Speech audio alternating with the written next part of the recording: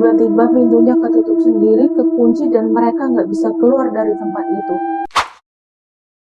Assalamualaikum warahmatullahi wabarakatuh. Halo guys, welcome back to my channel. Balik lagi bareng aku Putri Nuari. Makasih buat kalian yang udah klik video ini dan juga nonton video ini sampai selesai. Dan jangan lupa buat subscribe, like, komen, dan juga share video ini sebanyak-banyaknya ya guys. Oke guys, jadi kali ini aku bakal bawain sebuah cerita horor nih. Jadi langsung aja kita ke ceritanya ya.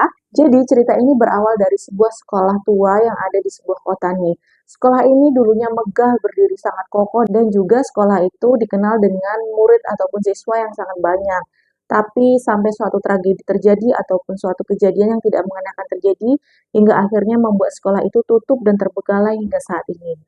Jadi sebenarnya ada sebuah tragedi di masa lalunya yang membuat sekolah itu tutup. Tragedi tersebut merupakan hilangnya seorang siswi yang bernama Rina, di mana Rina tersebut hilang secara misterius nih guys. Dan kemudian beberapa hari kemudian Rina ini ditemukan di dalam sebuah ruangan seni, di mana dia itu ditemukan dalam keadaan tubuh yang sudah tergantung dan juga dengan mata yang melotot. Sepertinya Rina ini mengakhiri hidupnya sendiri nih guys. Nah, sejak saat itu sekolah tersebut menjadi sepi, semakin sepi karena banyaknya rumor yang beredar tentang kematian Rina tersebut. Dan akhirnya sampai saat ini sekolah tersebut menjadi sebuah bangunan megah yang kokoh tapi terbengkalai. Nah, suatu malam ada keempat remaja nih guys, namanya Andi, Sinta, Rian, dan juga Maya. Nah, mereka ini nggak percaya nih hal-hal seperti itu, terutama si Andi ini. Andi ini katanya nggak percaya kalau di sekolah itu tuh ada hal-hal mistis yang pernah terjadi. Karena konon katanya setelah kematian Rina tersebut, banyak yang mengatakan kalau mereka banyak melihat sosok Rina ataupun arwah Rina bergentayangan di sekolah tersebut. Makanya sekolah itu jadi sepi, siswa ataupun tidak mendapatkan murid lagi. Nah, akhirnya mereka berempat ini masuklah ke dalam sekolah tersebut. Awalnya mereka biasa aja, bahkan si Andi ini nantangin, mana kok nggak ada, kata dia kan. Nggak bakal mungkin ada yang namanya hantu, kata dia gitu kan. Karena sekolah tersebut sudah lama tidak dihuni, jadi keadaannya pun sudah sangat kacau guys. Dinding sekolahnya yang lembab, baunya yang sudah nggak enak, yang pasti bau debu ya guys, karena udah lama nggak ditempatin. Bahkan poster-poster yang tadinya tertempel dengan rapi udah jatuh nggak karuan karena termakan waktu juga dan tidak ada yang merawat sekolah tersebut. Nah, setelah masuk, mereka langsung menuju ke tempat tujuan mereka, di mana dulu mayat Rina ini ditemukan. Mereka masuk ke dalam ruangan seni yang diduga tempat Rina mengakhiri hidupnya. Maya yang memegang senter langsung membuka pintu tersebut secara perlahan-lahan. Baru aja si Maya ini buka pintu, mereka langsung mendengar sesuatu yang aneh nih.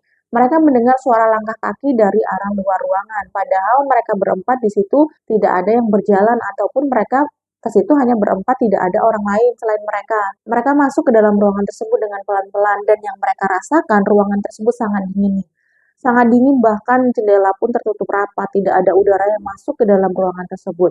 Nah, ketika masuk agak dalam, Maya ini melihat sesosok gadis menggunakan seragam sekolah berdiri di pojokan nih.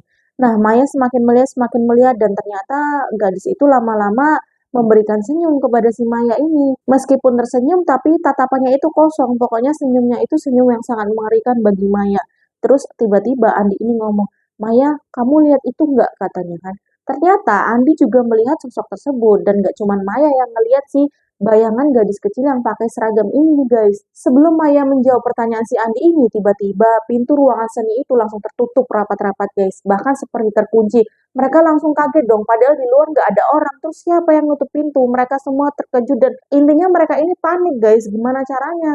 Ada orang yang nutup pintu padahal di sana nggak ada orang selain mereka. Terus di tengah kepanikan mereka, mereka mendengar sebuah bisikan. Nggak cuma Maya, nggak cuma Andi, tapi juga dua teman lainnya ini mendengar suara bisikan itu. Suara bisikan itu mengatakan sesuatu yang menurut mereka itu adalah sebuah pertanda ataupun peringatan bagi mereka.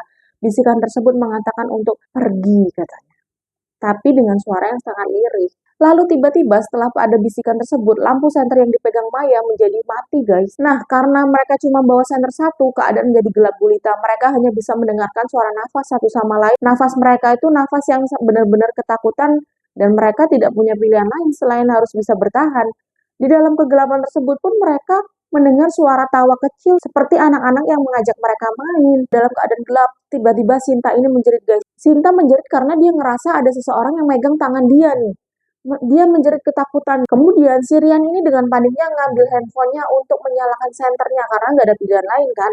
Nah, setelah dilihat, gak ada orang sama sekali dan gak ada satupun yang memegang tangan Sinta. Kemudian, setelah beberapa saat dari sudut ruangan, mereka melihat seorang wanita yang mereka kira itu adalah Rina. Nah, Rina ini melihat ke arah mereka dalam keadaan seperti pertama kali dia ditemukan dengan keadaan menggantung, rambut terjuntai ke bawah yang menutupi separuh wajahnya, dan juga wajahnya pucat, matanya membuka lebar, bahkan dari matanya menetes cairan berwarna hitam. Dan arwah Rina perlahan-lahan mulai bergerak mendekati mereka dengan kepala yang terjuntai tidak wajar. Melihat hal tersebut, Rian langsung berteriak, "Kita harus keluar dari sini," kata Rian. Karena pintu tadi terkunci, mereka mencoba mendobrak pintu tersebut dengan sekuat tenaga mereka. Padahal mereka berempat guys, tapi nggak bisa dan nggak ada yang bisa ngebuka pintu itu. Sampai akhirnya mereka cuma bisa pasrah di depan pintu berharap ada yang membukakan pintu.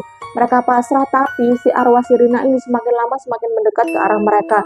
Mereka cuma bisa bernafas dan berdoa sebisa mereka. Sampai akhirnya ketika arwah Rina ini udah pas di depan mata mereka, bahkan mereka bisa melihat wajah Rina ini secara jelas. Akhirnya pintu itu terbuka dengan sendirinya guys. Setelah pintu itu terbuka, mereka semua berlarian keluar dari ruangan tersebut. Mereka berlari sekuat tenaga mereka tanpa mereka menoleh ke arah belakang lagi. Nah, setelah kejadian malam itu, mereka udah gak berani lagi tuh yang namanya nantangin ataupun pergi ke tempat yang kata orang itu memang benar-benar ada penunggunya. Dan bahkan mereka itu bukan orang terakhir yang diganggu ataupun yang diperlihatkan oleh arwah Rina. Karena setelah kejadian malam itu, beberapa orang yang lewat di sekolah tua itu sering juga melihat arwah Rina sering berada di sana. Makanya ya guys, jadi orang itu jangan pernah menantang sesuatu yang tidak pernah kita lihat. Karena memang sejatinya, sekali lagi ya guys, sejatinya kita ini hidup berdampingan dengan mereka. Tanpa kita tahu, bahkan tanpa kita sadari, mereka itu berada di dekat dengan kita. Jadi jangan pernah menyepelekan ataupun menganggap mereka itu tidak ada. Dan bahkan jangan sampai kalian menantang mereka. Oke guys, jadi sampai di sini dulu cerita kali ini, dan jangan lupa kalau kalian punya cerita horor ataupun pengalaman menarik, kalian boleh komen di bawah ataupun kalian bisa kirim ke email aku. Siapa tahu cerita kalian nanti bakal aku bawain di YouTube aku. Oke guys, thank you for watching. Assalamualaikum warahmatullahi wabarakatuh. Bye bye.